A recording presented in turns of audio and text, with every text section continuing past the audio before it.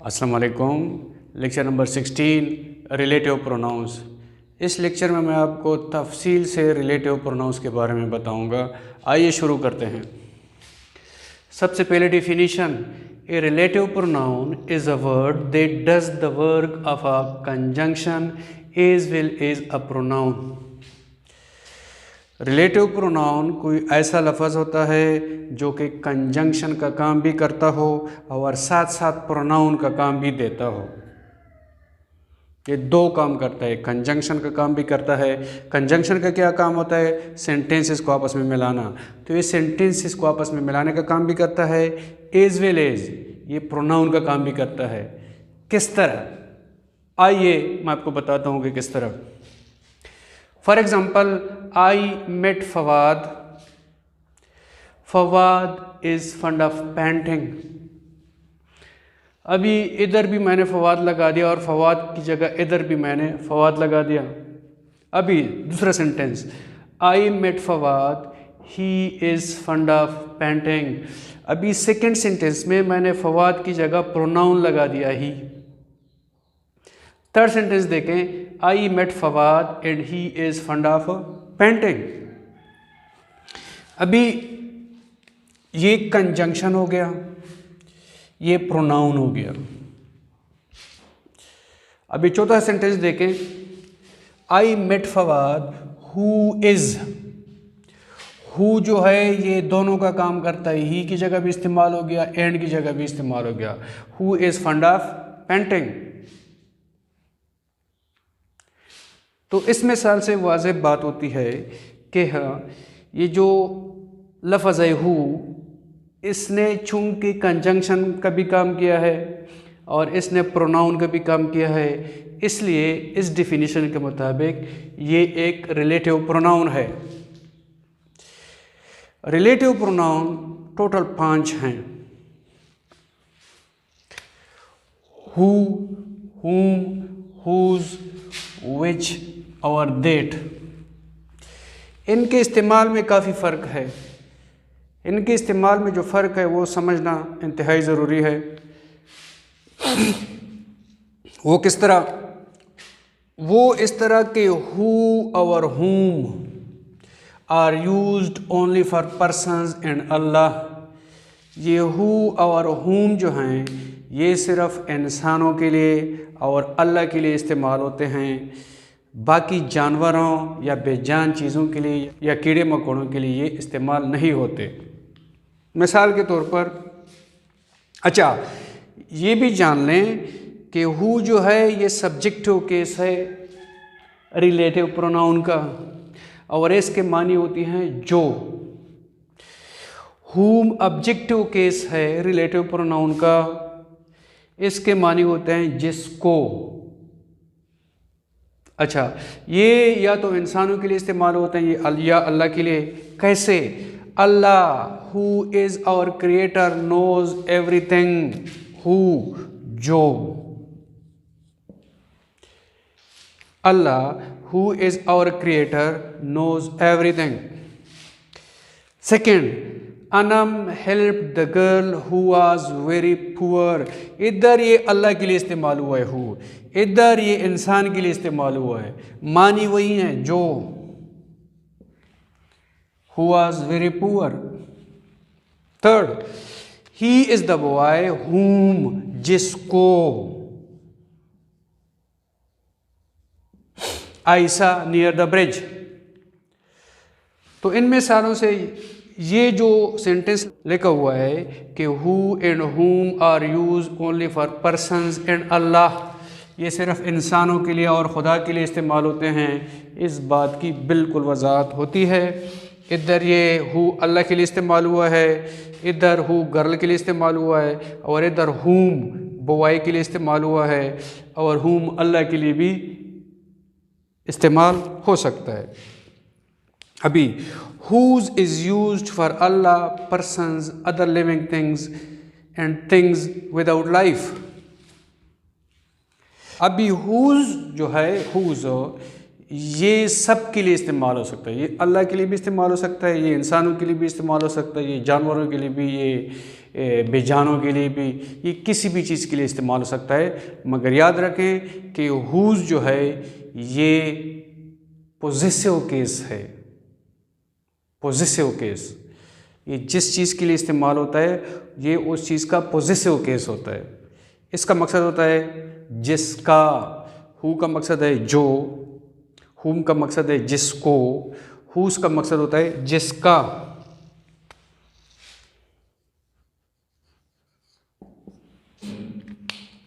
अल्लाह whose commandments, अल्लाह जिसके अहकाम we follow मानते हैं, इज़ ऑल मर्सीफुल, वो इंतहाई मेहरबान है।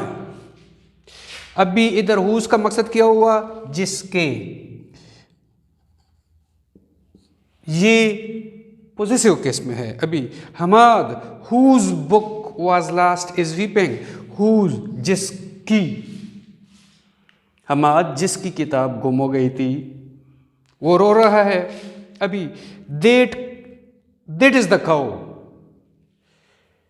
वो वही गाय है, हुज मिल्क, जिसका दूध वी ड्रिंक हम पीते हैं। तो मकसद है कि ये अल्लाह के लिए भी इस्तेमाल हुआ, ये इंसान के लिए भी इस्तेमाल हुआ, ये जानवर के लिए भी इस्तेमाल हुआ। अभी make a triangle whose all sides are equal, कोई ऐसा मुसलस बनाओ जिसके तमाम अतराफ बराबर हों। ये बेजान चीज़ों के लिए भी इस्तेमाल हुआ, मगर ये याद रखें कि whose is the possessive case of relative pronoun, which who के मुकाबले में एनिमल्स और लाइफलेस थिंग्स के लिए इस्तेमाल होता है। हु के बारे में तो मैंने आपको बताया कि हु अल्लाह के लिए और इंसानों के लिए इस्तेमाल होता है, और हु की मानी सिर्फ और सिर्फ जो हैं। अच्छा, अब भी जो विच है ये जानवरों के लिए, कीड़े मकोड़ों के लिए और लाइफलेस थिंग्स के लिए इस्तेमाल होता है। मकसद है कि अल्लाह और इंसानों के अलावा बाकी तमाम चीज़ों के लिए विच इस्तेमाल होता है। For example, the moment which is last for ever. अभी ये जो मोमेंट है ये एक लाइफलेस थिंग है, इसके लिए विच इस्तेमाल हुआ है। That is the cow, which, cow के लिए विच इस्तेमाल हुआ है। विच के बारे में ये भी जानिए कि विच सब्जेक्टिव केस भी है और विच ऑब्जेक्टिव केस भी है। हु में तो जो ऑब्जेक्टिव केस था वो हुम था, विच का ऑब्जेक्टिव केस भी विच है और विच का सब्जेक्टिव केस भी विच है। मकसद है कि विच के मानी जो भी हैं और विच के मानी जिसको भी हैं। अभी पोजेसिव केस जो है विच का वो हुज है, या अगर हुज नहीं इस्तेमाल करना तो फिर ऑफ विच है पोजेसिव केस। हु का तो पोजेसिव केस हुज है, विच का पोजेसिव केस ऑफ विच भी हो सकता है और हुज भी हो सकता है।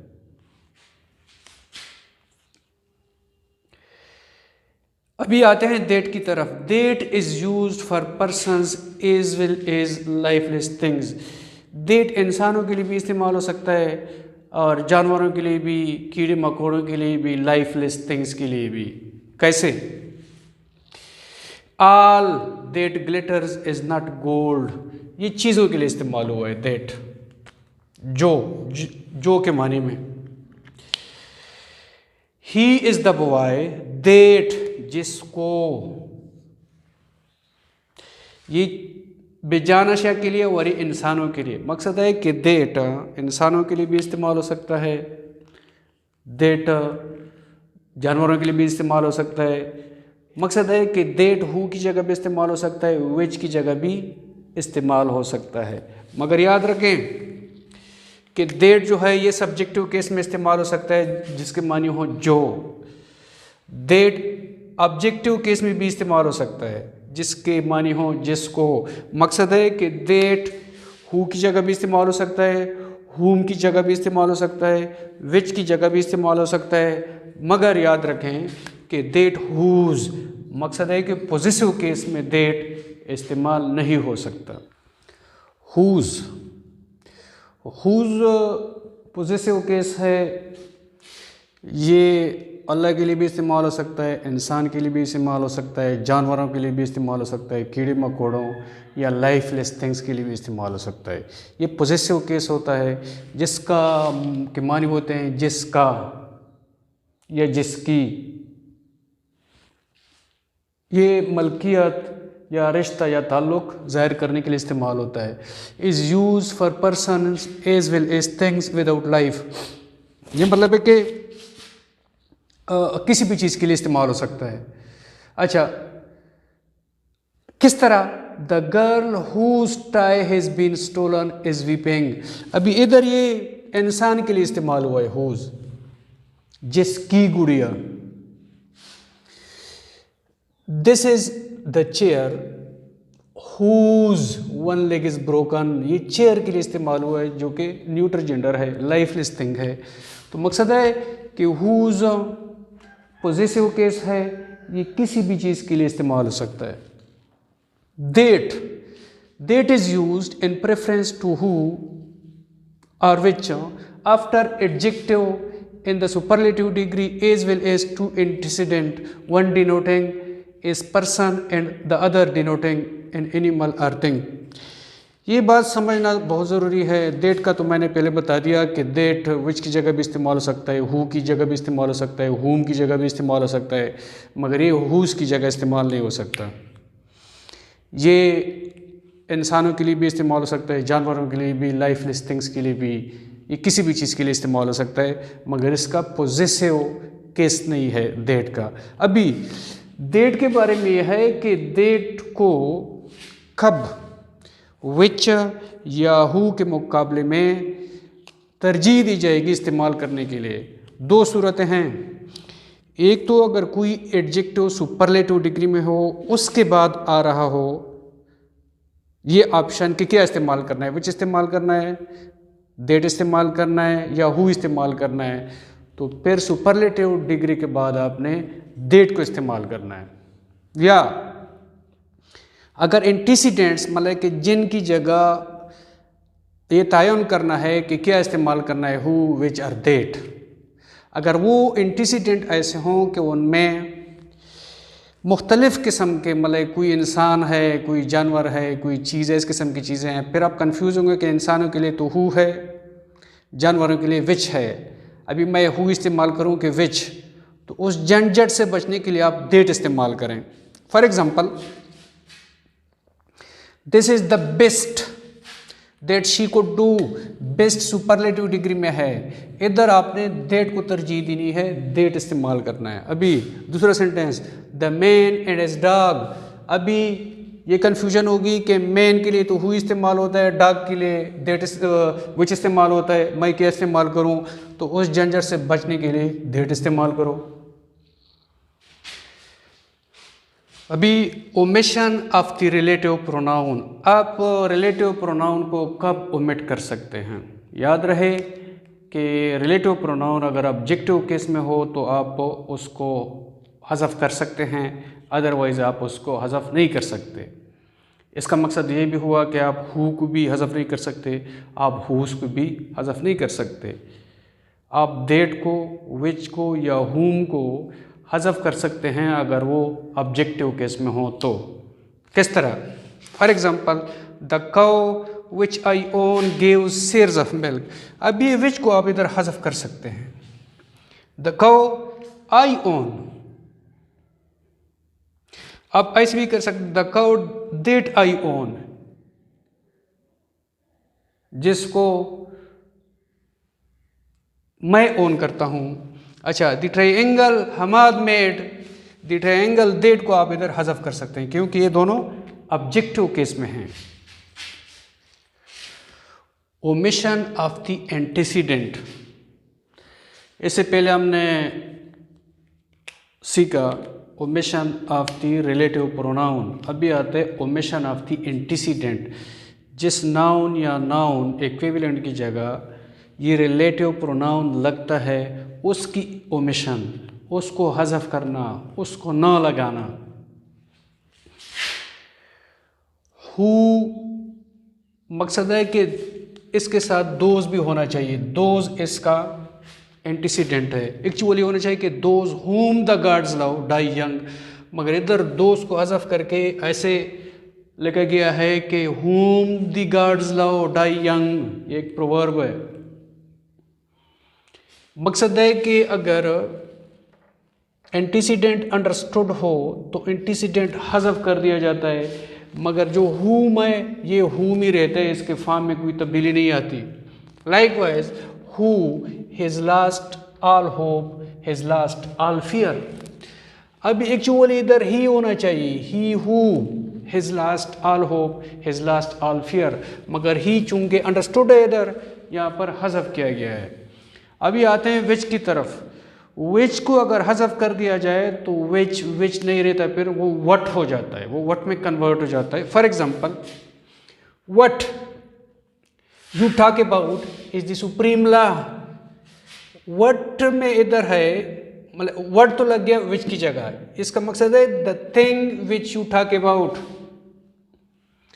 तो विच के साथ जो एंटीसीडेंट लगता है वो अगर हज़फ हो जाए तो वो विच पर विच नहीं रहता, वो वट में कन्वर्ट हो जाता है।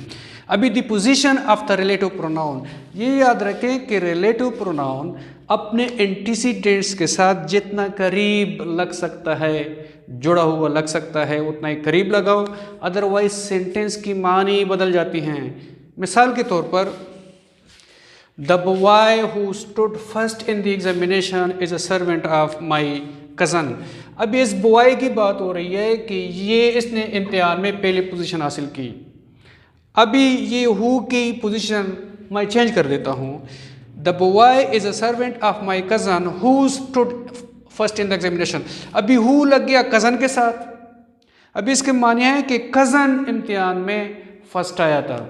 पहले में है कि वो लड़का जो कि मेरे कज़न का नौकर है वो इम्तिहान में फर्स्ट आया था। तो ये ख्याल रखें कि रिलेटिव प्रोनाउन अपने एंटीसीडेंट के साथ, मकसद है कि जिस नाउन या नाउन इक्विवेलेंट की जगह वो इस्तेमाल होता हो उसके करीब तरीन लगाएं, जितना करीब मुमकिन हो सके उतना करीब। Agreement of the relative pronoun with its antecedent. Relative pronoun जिस एंटीसीडेंट के लिए इस्तेमाल होता है एज अ प्रोनाउन, तो एंटीसीडेंट जिस नंबर में होगा, सिंगुलर होगा या प्लूरल होगा, तो या जिस पर्सन में होगा, फर्स्ट पर्सन होगा, सेकंड पर्सन होगा, थर्ड पर्सन में होगा, तो रिलेटिव प्रोनाउन भी उसी नंबर में या उसी पर्सन में होना चाहिए। For example the boy who came late was fined. अभी बॉय की जगह ये सिंगुलर नंबर का है, तो इसलिए जो वर्ब है ना ये सिंगुलर है। द बॉयज की जगह हु लगा हुआ है, बॉयज प्लूरल है। अभी इधर जो वर्ब है वो भी प्लूरल आया हुआ है। अभी आई फर्स्ट पर्सन का है, इसलिए इधर जो वर्ब है वो भी फर्स्ट पर्सन वाला लगा हुआ है। I who am your friend will help you. This is the only stories of stories, वो कहानी है दैट इज। ये सिंगुलर है, ये जो सब्जेक्ट है जिसकी जगह दैट लगा हुआ है, ये चूंकि सिंगुलर है इसलिए तो इसके बाद वो भी सिंगुलर होगा। उम्मीद है आपको लेक्चर की समझ आई होगी। पहले मेरे चैनल को सब्सक्राइब कीजिएगा और बेल का आइकन प्रेस कीजिएगा ताकि मेरे आने वाले वीडियोस आप तक बर वक्त पहुंच सकें।